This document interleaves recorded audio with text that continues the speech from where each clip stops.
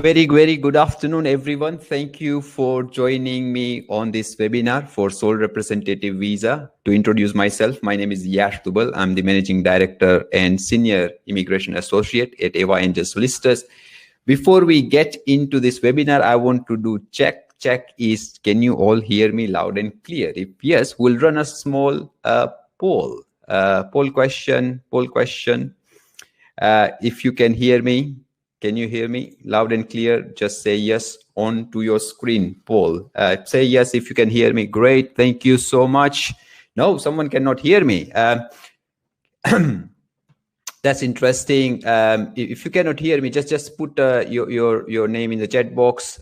Please vote me. If majority of you can hear me, we can then continue. The person who might not be able to hear probably might have a issue at their end. But if majority of you can hear me, we can then continue with this webinar about Sole Representative Visa. Please do what, so I know you guys can hear me loud and clear. Just press yes, no, yes, no, yes, no. Great. Looks like majority of you can hear me. 83% says you can hear me. Great. So I assume you are good. Great. This is a very interactive webinar. Hibza saying, yes, I can hear you. Thank you, Hibza. You're very kind to leave this message. Very helpful. Thank you. One more time, thank you all so much for joining and for your precious time to be with me today. So I have this privilege and honor to share my experience, expertise around this Sole Representative Visa. We have been doing this Sole Representative Visa for now a few years. We have been very successful. I want to share my success stories with you. I want to share all my tips and tricks with you today on this webinar. And this is, as I said, this is very interactive and a live webinar. So let's make it live. So I need input from you. I want to ask you one question, and that one question is, what will make this webinar success for you? What will that be? So if you type your one question, say, if I do that, then that might make a success for you of joining this webinar. What would that be? Hibza or Darshan, if you want to start, probably, what would you like to know, learn, understand on this webinar today? What will that be? Just one thing to make this 1 hour or 45 minutes worth for you. What would that be for you? If you can type your comment in the chat box now, that will be very helpful for me. I am highly experienced immigration solicitors. I don't need to go through my slides. I can switch and turn this webinar in your favor straight away, right? Straight away, I can turn this in your favor. I don't need to follow my slides. I want to make this webinar useful for you. I don't want to share what I have here. I want to share what you want to know today on this webinar, because I can talk for many hours on this Sole Representative Visa. Great, Diana. You are very kind to provide your feedback. Please do keep sending your comments. I've just received one comment so far from Diana. Is there anything else, guys, you want to probably learn on this webinar? Anything, just one thing that makes success for you. What would that be? Just type your comment. Thank you, Paresh. Yeah, thank you, Paresh. Yeah, just keep dropping your questions. What one thing you want to learn today on this webinar? What would that be? So that by the time you finish this, oh yeah, wow, that was worth my time. And of course, I will not bore you throughout this webinar. That is also guaranteed, because we'll have plenty of questions answer as well. So starting off, to introduce myself again, I'm the director at Eva Angel Solicitors, senior associate, 10+ years experience, multi-award winning legal 500 solicitors firm specialized just in UK immigration. We have helped probably 4,000+ client, and there is almost 1,000+ reviews on Trustpilot and Google. Thank you, guys. You're very kind. You're very kind audience today. Keep sending your messages. My aim is to cover all these questions for you by the time we finish this webinar. That's my intention of the day. Thank you so much. So that's about us. That's AYNJ solicitors. Now, the structure of this webinar. So there's a 5-step process in this webinar. What will you get from this webinar? Number one, we will try and find out why UK for you. And we do this exercise for a reason. So when you know the why behind your objective, it becomes more compelling, and then that helps you achieve your objective, your goal. But you need to understand why you're doing what you're doing. So I ask this question to all my audience every time I do webinar: why you're doing what you're doing. So for an example, if you want sole representative, why do you need sole representative visa? So if you have your purpose very clear, then it becomes easier to achieve the goal and the outcome for you. So we do that exercise in 5 minutes, maybe less than 5 minutes. Then we will cover the eligibility requirement of sole representative visa. Then we'll cover the document requirement of the sole representative visa. That is step number 3. Number 4, we'll do Q&A, a live question and answer. So you can ask any question on this live webinar. And after we finish a Q&A, number 5 is, with your permission, we'll explain our services. And again, it's not mandatory for me to cover step number 5 if you're not interested. We'll of course seek your permission before we do that. And if you say yes, few of you say yes, we are interested, then we'll explain our services in less than 2 minutes. And then last not the least, which is not there, step 6, there is a gift for you. Because you have been here today on this webinar, you're spending some time with me. So I want to give you a gift at the end of this webinar, and that would be very precious, very, very precious gift from me. And I hope you will thank me for that. And then I'll make it worth for you by the time we finish. So let's jump into our straight plan of this webinar as to why do you want to come to the UK? What is that for you? What's the reason? Why UK and not other destination? What do you like about the UK, or why would you choose the UK as your destination? What is that reason for you? I mean, people have different reason when they aim to come to the UK, when they intend to come to the UK. They have a very, very, very different reason. I want to know your reasons. Would you please help me with your comment, the way you just did it now? Why do you want to come to the UK? That will help both of us, more for you, to seek this clarity. How compelling is it for you? Why do you want to come to the... Would you please drop few of the comments, and then we'll take it from there. Just quickly, it would take probably 15 seconds for you to type that, but if we get, let's say, 10-15 comments, we'll have a lot of feedback from people. Great. So guys, keep dropping your message. Why do you want to come to the UK? May I please invite 1 or 2 response at least to start with, and then we'll get going. I'm eagerly waiting for a few responses to understand what is your why behind the UK journey. What is that for you? Why do you want to come to the UK? What motivates you? What pushes you, or probably makes you interested in the UK market or in the UK as in general? So do we have any feedback on that? I'm waiting. So I hope, I'll try and cover whatever you ask for. Diana Pervez, Hibsa, we'll cover everything. Whatever you just mentioned, we'll cover everything, literally everything. Definitely we'll cover this part for you. Any idea why do you want to come to the UK? What makes great choice UK for you? Why? What is that?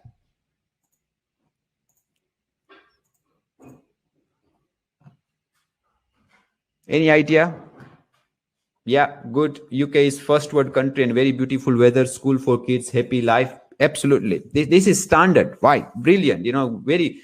Now Darshan knows, like Darshan has explained and expressed why UK for him. It makes it easier for him why he wants to come to the UK. Very easy, Darshan. That makes your life easy to achieve what you want to achieve when you know why behind it. So why UK? Here it is. UK is, of course, the 6th largest economy, right? a developed country, very developed country, very good infrastructure. There is a sense of safety and security in the UK for sure, right? And this is why I love the UK, because there is a sense of security and safety. Free medical, free healthcare. Talking of course, this special time we are living in of pandemic. UK has vaccinated most of the population by now, and it's vaccinating the majority of the population very, very soon. I'm very blessed. My mother has been vaccinated with 63 years old, and then she will have her second dose in May this year, of course, in a month's time. So, and it's free, so, in a way, I feel blessed that I'm here. My family is here. We have this sense of safety and security. There is a great, a very number one medical healthcare. It's free school education. British passport allows you to travel 170 plus countries, visa free, and of course, shorter travel time to Asian and Europe subcontinent. So this is why I think, it looks a good destination for me. But of course, we have few feedback from Nadeem, Kehinde, and Darshan that UK is more centrally located, closer to our base, which is Nigeria. Yeah, great. Not just Asian and Europe, but of course, African subcontinent as well. Business development opportunity, great. Yeah, absolutely. I agree with you. And post-pandemic, post-Brexit, I believe UK will emerge as a stronger market with their, various policy and immigration policy we have. Brilliant. The various policies government is developing post-Brexit, post-pandemic is very, very, very encouraging for businesses, likewise yourself, to come and develop in the UK. So now we have done this exercise of why. We will get into the eligibility criteria of sole representative visa. Great. So who is eligible for sole representative visa? I hope some of you might be aware of it, but just let me cover all of that for the benefit of the wider audience we have on this webinar. So number one, the person who is coming to the UK as a sole representative should not be a majority shareholder in the business. This is number one, and this is a very common question. So when I do the webinar, I try and cover the frequently asked question. The question I get to ask from hundreds of clients, likewise yourself, they call me, they arrange a consultation with me. By the way, we charge £300 plus VAT up to 60 minutes for a consultation, which is £360 up to 60 minutes. But then I know the question I get to ask. So I want to provide that information for free for you, right, on this webinar. And the number one question say, oh, I own this company, I run this business, can I come to the UK as a sole representative? And the answer is no. If you are a majority shareholder, you would not qualify to come to the UK as a sole representative. What is sole representative visa? As the name suggests, you are sending a sole representative to represent your overseas business to the UK, to set up a branch, let's say. Right? This is what the sole representative visa is for. So you need to keep your headquarters overseas all the time. So your headquarters cannot move to the UK. Your headquarters will remain overseas all the time. And then what you are doing is you are sending one of your senior member of staff. If you are a business on this webinar, you are sending one of your senior member of staff to the UK to establish the branch office. That senior member of staff should not be a majority shareholder. Now let's talk about what is majority shareholder. Now, if someone is a 50-50 shareholder, that person is not a majority shareholder because they have equal shareholding, right? So there are two partners in a business, let's say. One is 50, other is 50. So one of them can come to the UK as a sole representative, right? And this is interesting, and I can say that confidently on this webinar because I have seen sole representative getting sole representative visa when they had a 50-50 partnership. I have seen that firsthand. So this is a practical experience I am sharing. I'm not sharing experience based on books or based on immigration rule. This is all practical, which I have done and dusted previously, right? So if there's a 50-50, so the person who has 50% partnership is not a majority shareholder. Let me switch off, stop this slide so you can see me more clearer. So 50% shareholding is not a majority shareholding if it's a 50-50. Now, if you are, let's take an example of yourself. You are a 30% shareholder, but the rest of the shareholders are, let's say, 20 or 10%. But you are 30%. That means you are a majority shareholder. Or for that matter, let's say you are 25, but the remainder of shareholders are less than 25, then you become majority shareholder. It doesn't qualify you for sole representative visa. Hope that makes sense. Now, tricky question we get to ask, oh, okay, so I am a majority shareholder. What if, my wife is a majority shareholder? Can I come to the UK as a sole representative? The answer is no. So you cannot have a majority shareholding in the business. If you intend to come to the UK as a sole representative, then you should not be a majority shareholder in the business directly or indirectly. Right? Let me repeat one more time for the sake of completeness. You cannot be a majority shareholder in the company directly or indirectly. Having majority shares in your spouse's name, it means you are a majority shareholder indirectly, and it doesn't serve the purpose. And it defeats the purpose of sole representative visa, and that might, of course, attract refusal. Now, I want to share one of my practical experience. I received an inquiry from Egypt. The client who paid $7,500 in Egypt to a consultant got refusal, and then he contacted me. Yes, I've received this refusal on sole representative. Can you have a look? I'm not a majority shareholder, but I got refusal. I said, wow, okay, let me have a look. So I looked at his refusal notice. I checked the memorandum of article, which is kind of understanding how the company would run. So he was not a majority shareholder, but within the document, which was kind of a memorandum of article of the company, suggested that the person who is not a majority shareholder can also take decision without consulting other shareholder. So that means he had a control over the company. So if you see the point, it's more about the control over the company. If you have a control over the company directly or indirectly or through some sort of agreement, you would not qualify for sole representative visa and is more likely to be refused, right? So this gentleman was refused a sole representative visa, though he was not a majority shareholder, but had a control over the company through that agreement, right? So the solution, of course, I said, look, we need to sort this out somehow, anyhow, then make a fresh application. He was very adamant to challenge the decision through administrative review, doing judicial review, pre-action protocol. I said, my friend, look, I'm more than happy to assist, but I prefer not to take this case because I don't see any merits in this case.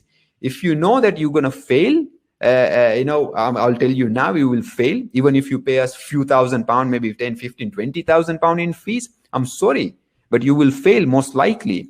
I'm not very confident. You might find different lawyers to take your case for fee, and then they might do it. But I prefer not to do it because I know it will fail most likely. So the best solution in that case was to make a fresh application, and this is what I advised him. Of course, he chose not to instruct us because he was more adamant of appealing against the decision. So you need to make a pragmatic choice and decision. If you make mistake, just correct it and move on and get it right. So eligibility criteria: you are not a majority shareholder, you are a senior member of staff, you have enough funds to, of course, look after yourself. So there is a small fund, maybe £2,000 to £3,000 in your personal bank account that will help, of course, to say, look, you as a sole representative, you can look after yourself, and similar funds for your dependent. There is no set investment, set savings for yourself.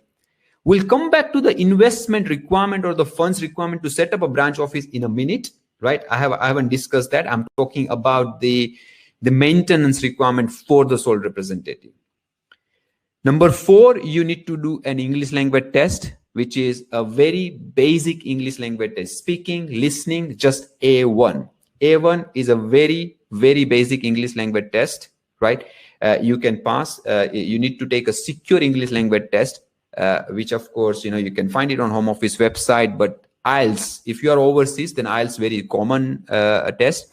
But when you do IELTS, IELTS, you need to make sure you take the test for UKVI. Remember that. When you do that English language test, if we are doing IELTS, then you need to choose an option saying IELTS for UKVI. The difference is you get the UKVI reference number on the test certificate. If you don't have that, that is invalid and your application will be refused and you will lose your money, of course, on home office fees, etc. So make sure when you take the test IELTS test for UKVI, right? So when you go on the IELTS website, when you book your test, there is an always option that it's for UKVI.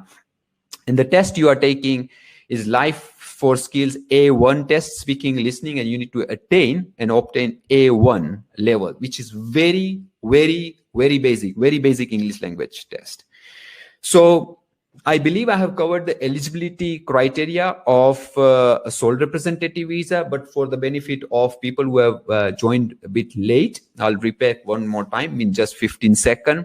English language test, not a majority shareholder, senior member of staff, having a savings about 3,000 to 3,000 pounds each per person. That's all about it. That's individual sole representative requirement. Now let's go back to the business requirement. What is the business requirement, eligibility requirement for the business? In terms of fund, there was a question, how much fund do I need to get a positive outcome on my sole representative visa? This is a very subjective question. I get to ask many times over. And the response is, if it's a service-based business, and of course you guys want to take the numbers, say, hey, Yash, look, don't tell me it's subjective. Give us some numbers so we know how much to keep as a saving in funds, in our bank account, so that we get the sole representative positive. Just tell us the number. And of course, happy to share my experience. But when I'm sharing my experience, remember, it's just my experience, right? It can be different for different people. But what is happening with us as a law firm when we do many sole representative visa, what has worked for us? This is what I want to share with you. So if it's a service-based business, for an example, it's an IT company, service-based industry, want to set up a branch office in the UK, then probably funds starting from 30,000 onwards is enough. Why? Because when you send, I believe you are a company and you want to send a sole representative from overseas to the UK to set up a branch office. So when you send a sole representative to the UK, you need to pay them a salary, of course, right? And that salary should be enough to cover their cost. And of course, should meet the national minimum wage requirement. So national minimum wage requirement here in the UK is around yearly 16,000 pounds. So that's bare minimum. But for them to survive, 20,000 pound salary, it's just enough, kind of enough, right? So 15,000 is very low, probably for living expense, but 20,000 is kind of comfortable for one person to survive.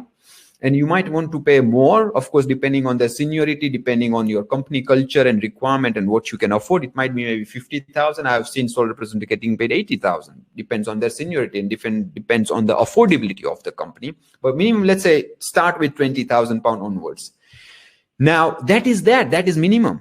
And on top of that, of course, when you set up a branch office, you will have some miscellaneous expenses like setting up company, limited company, opening bank account, some marketing expense, and any other miscellaneous expense, maybe at 10,000 pounds, and that might help you to get your sole representative visa. Is that helpful, guys? So far, so good. Does that make sense? If yes, just say yes in the chat box now, because I hope I'm not just speaking to myself and I'm adding some value to you today on this webinar. Is that helpful? If it's helpful, just say yes in the chat box now. So it gives me an indication that I am making some sense to you, and I'm not a kind of wasting your time. Thank you. Thank you. Thank you. Thank you. Great. I'm glad I'm adding a value to you on this webinar. Thank you. Thank you. Thank you, Kamran. Thank you, Darshan. Thank you. Thank you, Diana. Thank you, Paresh. Thank you, Hibza. Thank you. Thank you so much. Thank you, Ahmad. Right. So we were talking about the fund requirement, 30,000 onwards, maybe 50,000 pounds, but I said it's subjective requirement. Let's say the business want to set up a branch office in the UK is not a service-based industry. It's, let's say, hospitality industry. want to set up, let's say, a restaurant as a branch. This is a very successful restaurant business in Dubai. I know many. So it's, oh, we run a fantastic chain of restaurant in Dubai. Now we want to set up a branch office in UK. Now imagine, getting a lease. Of course, we are living in a special time, and the hospital industry is not doing very well. But of course, this time is not there forever. Of course, this will change. The pandemic will go away, and we'll have a beautiful time, and the hospitality industry will come back. And when it come back and we say, okay, we want to set up a restaurant, beautiful restaurant, let's say Lebanese restaurant we want to set up. We have a successful chain of restaurant in Dubai. Now, if they take a lease here, it might range maybe 30,000 to 50,000 to 100,000 pound a year in rent, rates, business rates, other expenses, hiring staff, hiring chef. It might cost maybe 300,000, 200,000 pound, or maybe £500,000 or £1 million of investment. So when you prepare this business plan, now talking about business plan, it's not a mandatory document, but we as a lawyer, we submit business plan anyway. We instruct a professional business consultant in UK to do market research for you, right? They will do SWOT analysis. They will do also a forecast for you for next 3 years, right? All the numbers, everything for you. Professional accountant, they will prepare a business plan for you. And we submit this business plan so that the home office, the caseworker overseas who is reviewing your application will understand that, okay, this guy, he knows what he's doing. He knows that he has to spend £30,000. This is how he will spend £30,000 to set up a branch office. And he has that £30,000 or maybe £500,000. This is how he will spend £500,000. Oh, great. There is a plan. There is a document. It suggests how you will do what you will do when you come to the UK as a sole representative, or when you send a sole representative to the UK, right? So when we submit this document anyway, this is how we do it, right? It's not mandatory document. So we submit that business plan, and that business plan say, oh, this is the financial requirement for us to set up a branch office, and we have these funds at hand.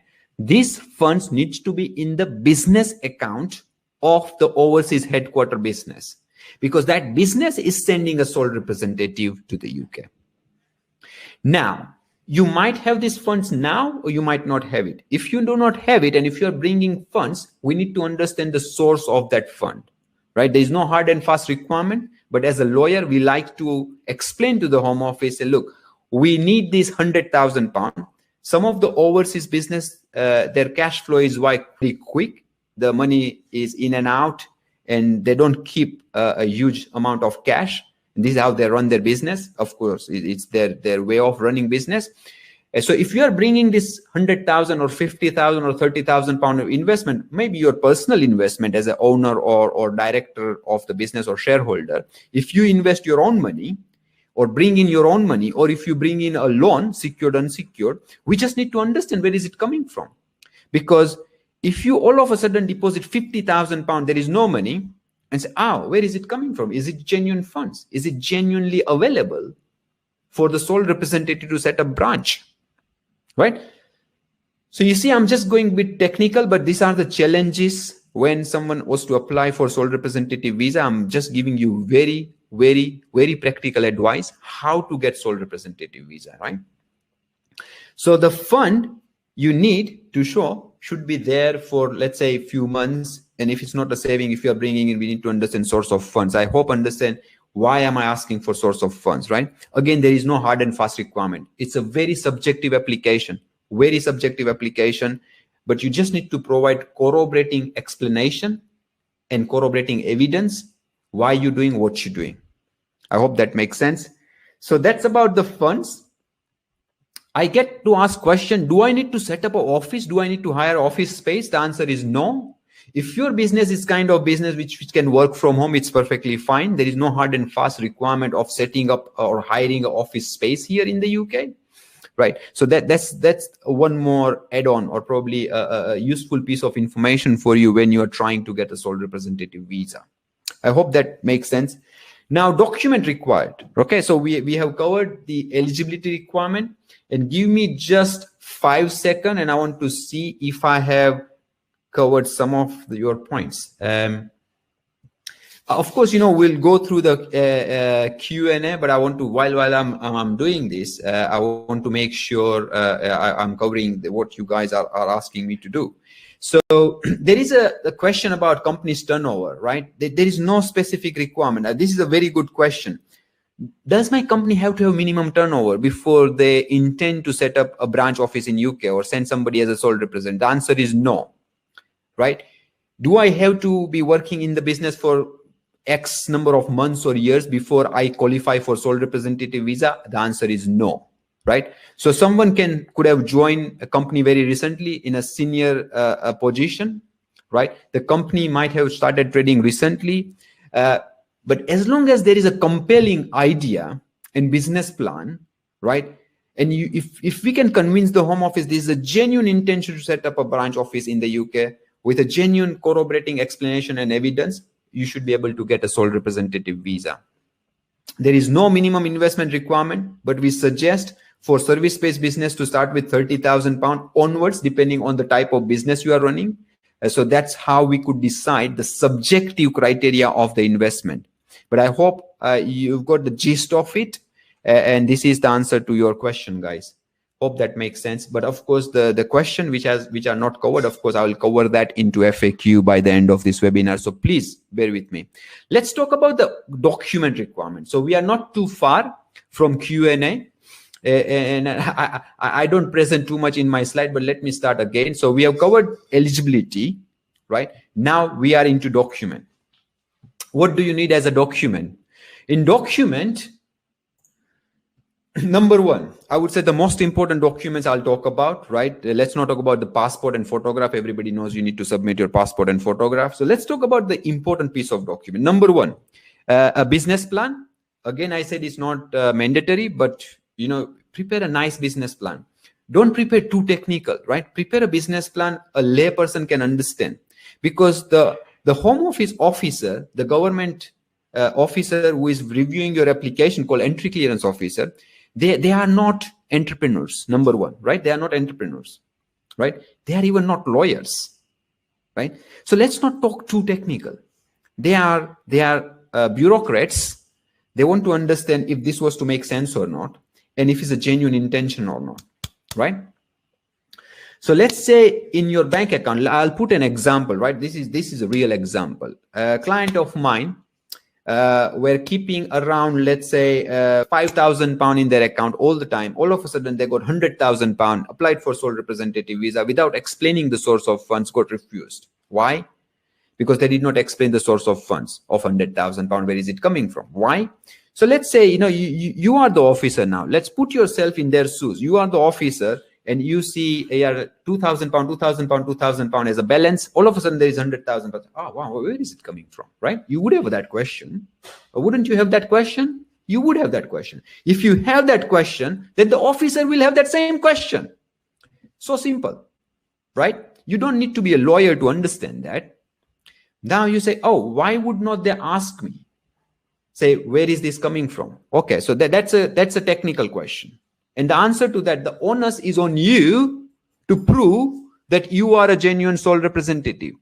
The onus is not on the government to ask you question and establish whether you are not. Its onus is on you. So you need to make sure that you provide corroborating evidence, corroborating explanation with your application to make sure that your application meets the criteria. So they are not obliged to ask you question back. Just remember that. So make sure you prepare a very tight, solid application for success. So business plan, I said, look, it's not mandatory, but we do submit so that the bureaucrat can understand what you're trying to do, because it's all based on document. There is no meeting. Say, oh, let me explain my plan. You don't have that opportunity. So everything, the document should be powerful, solid, strong. Explain, simple, straightforward, right? Powerful, solid document. That's what you need. Prepare a nice business plan. Number one. Number two, of course, English language requirement. You need to take an English language test unless you have completed your bachelor's or master's degree in an English speaking country, or if your bachelor's and master's degree was taught in English in foreign country, and if you get the equivalence from the NARIC, NARIC, NARIC equivalent certificate. All this information, of course, I will send you a link to my website. There are a lot of resources on my website. You can find that. You can find a lot of YouTube videos on my YouTube channel. So feel free to visit that. Feel free to visit my website, which is ayjsolicitors.com. You will find all that there as well. All these sources, right? So this English language requirement business plan, we need a letter from the company confirming the person who is coming to the UK as a sole representative, he is a senior member of staff and not a majority shareholder. That's what you need. That's the third requirement, right? That's the third important document. Number 4, we need bank statements, which is again not mandatory requirement anywhere in the immigration rules or policy guidance somewhere, but we suggest business bank statement of the overseas business is very important for, let's say, last 3 to 6 months, to show that it's a genuine business, having a genuine business activity, and have a genuine fund access to set up a branch office in UK. Bank statement of the applicant, sole representative applicant, to show there is enough savings while they are coming to the UK to look after themselves. So that's separate than the business bank statement. Hope that makes sense. Then accounts, if you have any accounts to show the turnover of the business, certified by your chartered accountant, whatever the country you are from, and if it's as long as it's legit and valid account signed by the professional accountant, that'd be helpful, right? So these are the key document I can think of, right? There might be many more documents to submit, but these are the key documents I wanted to cover in this webinar. Because now we have done document requirement, now we are getting into Q&A. And this is all about you. I'm sure by now you have collected many questions, and you have put it into the chat box. I will start addressing question first come first serve basis. So I'll go back to the question 1 I had in my chat, and I'll see if I have not answered that question. I'll answer that question right now. Is that okay with you guys? Are you happy with that Q&A? And you get more opportunity to ask me question live and get the response now, so that you make this webinar a worth for you by the end of it. Are you happy with that? Please say yes in the chat box now. I'm waiting. I like to hear from you. Please say yes. If you're happy with that, we can do Q&A right now and help you. Thank you. Right. I want to do a poll question before we get into Q&A. And just all you have to say yes or no. Do I need to meet the English language requirement for a sole representative visa application? Now, I want to see if I'm doing good as a speaker or not on this webinar, okay? So actually, I'm not testing you, I'm testing myself. So let's start the poll now. Just say yes. Do you need to meet the English language requirement for a sole representative visa application? Yes or no? So actually, you are helping me to see if I am doing well as a speaker on this webinar. Let's publish this poll.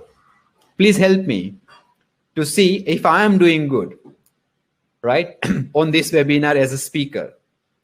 Do I need to meet the English language requirement? Say yes or no. So far we have 100% yes. Not sure if we get 1 no. That means I am a failure actually. As a speaker, I haven't done good enough job. Just put your poll question. The answer is, of course, yes. You need to do English language test. You need to meet English language requirement. You don't need to do test. You need to meet the requirement, and you can meet this requirement in various ways, which I've covered in this webinar. Thank you. Let's do one more. Reset poll. What else? What else? Okay, yeah, this is interesting, and this is very important question. Can I, as a sole representative, or my dependents, be a majority shareholder in the parent company? Yes or no, right? This is very important because look, guys, you are here because probably either you want to send a senior member of staff or you want to come to the UK as a sole representative. If you don't know this, you might fail. And you don't want to fail, do you? You don't want to fail getting your sole representative visa. You don't want to fail. You don't want to waste your time. You don't want to waste your money, right? So get this right. These are like key questions. This is a key knowledge. If you know this, more likely you will be successful. So can I, as a sole representative, I or my dependents be a majority shareholder in the parent company? Either yes or no, right? So far, if you can see the result on this poll, I'm not sure if you can see this, but the 88% saying no and 10% saying, 90% now saying no, 10% saying yes. Can we change the statistics somehow? Can you be majority shareholder, right? So when we talk about shareholder, it's also about control. I did cover that, right? Someone was not a majority, but was a majority control. He could control the company, and Home Office refused the application. So the right answer is no. You cannot be a majority shareholder. You cannot control the company if you are coming to the UK as a majority shareholder. But same time, you can be a two-partner 50-50, and you are not a majority shareholder. You could qualify. Hope that helps. Thank you so much for joining in this poll. Great. Right. Let's do Q&A now, guys. First come, first serve. Let me start with the question I received from Diana. Is there a mandatory requirement? So Diana's question is there a mandatory requirement for the company's turnover at the time of visa extension? What are the important matters to pay attention to? So I believe Diana's question is around extension. So yeah, it's a good question. This webinar is more about getting sole representative visa. But of course, when you get sole representative, you want to say, oh, what after sole representative visa? Do I have to have some sort of minimum turnover? The answer is no, you don't need to. So what is the requirement to get the extension? The requirement to get an extension at the time of extension, you need to demonstrate that you have done a genuine business activities, right? You have made genuine efforts to set up a branch office in the UK, genuine efforts. What could that be? So for an example, I am an IT company in Dubai or probably Middle East or probably in India, coming to the UK, setting up a branch office. I'm not a majority shareholder. I'm coming, my parent company is sending me to the UK as a sole representative. And I've started marketing my IT services, right? I've contacted various customers. I've set up my marketing campaigns. I've generated few leads. I've sent them emails. I'm making phone calls. I'm doing meetings, assuming there is no pandemic. But I could not sign up any business. It's fine, right? So if you can pull out all the record of my efforts, look, this is what I've been doing in order to set up a branch office. But of course, I have not been successful. It's perfectly fine. I will get my extension, right? As long as I can meet the requirement. There is nothing special in terms of requirement, right? But this is it. Genuine activity of setting up, genuine efforts to set up a branch office in UK. And that's it, right? And you will get the extension. So to answer Diana's question, there is no minimum requirement of even the parent company or the branch office to get the sole representative visa. Let's go to the next one. Paresh was asking assurance that the sole representative visa can be successful. Paresh, absolutely, it can be successful. In our firm, in last 1 year, as far as I remember, I don't remember any refusal on sole representative visa, because it's very subjective. We understand how it works, right? If you understand how it works, and if you just provide the right document, right information to the Home Office, highly likely you will get the success. There might be a genuineness interview by the Home Office asking few questions. We also prepare our client for the genuineness interview. We do that in our service. So that's the assurance, Paresh. The next question again of Diana, is there a mandatory requirement for the company's turnover? I think so. I covered that. Hibza, how to review the business structure and advice for clients on how to extend the visa? What are the requirements and document required? So again, it's extension, and I've covered this topic in the previous question of Diana.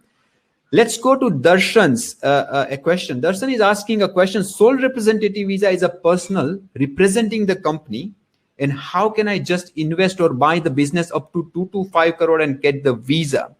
Now, so Darshan, if your intention is not to set up a branch office, but to buy a business, right? So that's sort of investment criteria. What I would suggest, Darshan, is because this is about sole representative visa, if any of you have an intention to invest, let's say £200,000 or £500,000, which is Indian rupees, maybe 2 to 5 crore rupees, or maybe whatever is in your local currency. If you want to invest and buy a business and then sort out your visa, if that is your intention, not sole representative, let's have a call, right? And we'll give you some sort of access to me. so that we can have this call by the end of this webinar. So just stay with me for 5 more minutes or maybe 10 more minutes while we are doing FAQ. So Darshan, this is not about SolRep. We'll talk about it separately off this webinar. Kehinde, your question is simple. What percentage of probability that the sole representative visa is sure if you meet the requirement, if you instruct right lawyers, or if you know yourself how to do it, then it's more likely you will get. I can't put the number to it because every application is different. Every application is different. You, Kehinde, come to me and say, Yash, look, I'm running a business. Where are you from? Let's say you are from Nigeria. I'm not sure where you're from, or probably from Dubai or from India. You say, or from China. Say, I want to set up a branch office. I want to send a senior member of staff, my staff. And when we prepare the application and you don't have enough funds, let's say, you have 10,000 pounds, but it doesn't justify how you would set up a branch office. Your application more likely to be refused. Or if your sole representative is being questioned for genuineness, and if he doesn't reply properly, oh, I don't know what I'm going to do. I have no idea what is my business plan, or, oh yeah, we'll do that. And he's bluffing around, your sole representative, then refuse, right? But if you tick all the box, if you follow the process, it's highly likely you will get it. As I said, Kehinde, in my previous question, that last 1 year, I don't remember if we have received any refusal for sole representative. That's how we are confident. So now next question, try and answer. Let me find out the question first. So I'll try and cover the question around sole representative. I'm not addressing the question which is non-sole representative related. So Kehinde's question is, my husband and older brother, 40%. My husband is 30%. So okay, older brother is 40% shareholder. Husband is 30%, and herself is 30%. Can I still be considered? Yeah, because you and your husband, of course, together are 60%. You see. So you have indirectly majority shareholding, Kehinde, if that was to make sense, right? So you and your husband together are 60%. So that's majority shareholder. So Kehinde, I believe that doesn't make sense. If you or your husband was to come to the UK as a sole representative, it doesn't help. But for your husband's older brother, might qualify for sole representative visa because he's not a majority shareholder. Hope that makes sense, Kehinde, to you. Now, can we apply inside the UK if I have a PBS dependent restricted work? That's Ahmed's question. Ahmed is asking question, can I apply inside the UK if I'm PBS dependent? The answer is yes. You can submit your application in the UK from PBS. You can switch your immigration category in the UK to sole representative visa if you meet the requirement. That's answer to your question, Ahmed. So let's try and go to the next question. Nadim was asking me to summarize something, but I don't remember what was that to summarize. Darshan is asking question. One has to open a business account in the UK on the same company name or of the head office. So who can manage that account? And needs head office companies, all partners signature. Now that is more about banking related question, right? So when you go to a business bank account, and I'm just sharing my first-hand experience, the experience we get from banks. So bank will be happy to open bank account for you if they can identify the ultimate owners of the company, which is in the UK. So when you have set up a branch office, make sure the company is owned by the overseas entity, not by the sole representative, because sole representative cannot have the shares, majority share, any shares in the company in the UK, because they are just a representative. They are not owners. They can be director, but they cannot be shareholder, if that was to make sense, right? The shareholding will be 100% owned by the parent company, which is overseas. So there is a banking requirement. So bank need to identify the ultimate owners of the business, and they will request the due diligence, KYC documents of the foreign owners, ultimate owners, and this is how they will let you open the bank account. But it can be managed by the sole representative who is in the UK.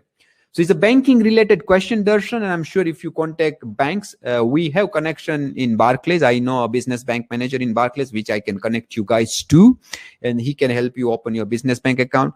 The another bank is Monzo, Monzo, right? If you type Monzo in Google, and I'll type in the chat box now. Easy bank to deal with. Tide, another bank. A message on chat box for you guys. So if you contact these guys, you just do online search, and you will find this bank, online digital bank, easy to open bank account with. Hope that helps. So I'll just spend another, let's say, 3 minutes on FAQs. And if you can't find answer to your question, then please, connect me separately via email. So I'll spend 3 more minutes on FAQs, and then we'll move on to the last part of the webinar. How much money should a sole representative have in their account? I did cover that for business. Abhijit, I did cover this point in my webinar. But for service-based business, if you're talking about the investment from the company, it starts from £30,000 onwards. If it's let's say individual savings you're talking about, I would suggest in the region of £2,000 to £3,000 per person. Paresh is asking, how is this different from intra-company visa? So intra-company visa, you are working for the specific company, and it's called a skilled worker visa under intra-company, where sole representative, you come as a sole representative and you just represent that company. You can do literally everything on behalf of that company. You will be making decision on that behalf of the company, where intra-company, you are just an employee and you work for the specific job role, if that was to help. Now, Nadeem was asking, we have a family-run business with 3 partners, including myself, having 30% stake. I'm not a majority shareholder. So if you're not a majority shareholder, then you would qualify, Nadeem, for a sole representative visa. We did cover this point in depth. Kamran, your question is, do we help with the business plan? The answer is yes, we do help preparing business plan start to end. DN is asking, how difficult is it to renew after 3 years? It's not difficult, as it's very subjective application. There is no hard and fast requirement. As long as you have invested some efforts of setting up a branch office, you will be fine. There is no minimum turnover requirement. I did cover that.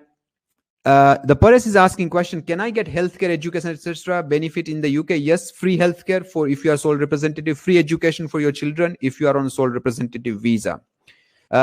What documents are required for extension? Again, there is no specific document requirement for extension. We just need to provide enough evidence that you made efforts to set up a branch office HIFZA. That's answer to your question. I think I have covered most of the question, right? Most of the question. And if I missed 1 or 2, I do apologize, because there is a short of time. We have done FAQ, frequently asked question and question answer live. Now, the last thing, I need 60 seconds of yours, if you guys allow me. What I want to do in 60 seconds is, I want to share experiences in a video testimonial of my clients. And this is very close to my heart, because it gives me goosebumps of delivering the value to clients. And I'm very proud to share this with you. If you give me 60 seconds, then I want to share this success story of my clients, to share their journey with us and how we help them to achieve their objective. Would you be interested to listen this 60 seconds or maybe less than that? If you are interested, just say yes in the chat box now, and I'll start that video for 60 seconds. And then there is a very nice gift ready for you on this webinar after a minute. And of course, if you're interested, we'll explain our services as well. Would you like to see that 60-second video, guys? If yes, say yes now in the chat box, please. Thank you, Robinson. Darshan, thank you. If I have few more yes, that'd be nice, so that I'm not wasting all of your time, right? 60 seconds, just 60 seconds. Stick with me, just stay with me there. And here we go with the video.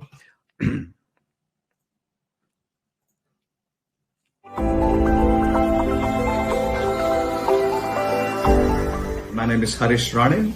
My name is Anand Patel. My name is Steve Baum. They really care. When we reach out to them, they understand the moment of urgency. They were completely different, and they made me feel reassured. After talking with them, it made me feel safe and confident. AYJ sounded like they knew what they were talking about. They've been in tune with your requirement. They understand what your needs are. It's their professionalism. It's the personal touch. They've made me feel that it was no longer my problem. Really smart and think logically. That's very important. And their logic is very clear. They have stepped up each time there has been a requirement and have just delivered. That level of care, that level of attention to detail and willing to go out of the way really surprised us. AYNJ solicitors are a cut above the rest. They knew exactly what they were talking about. They knew the law inside out.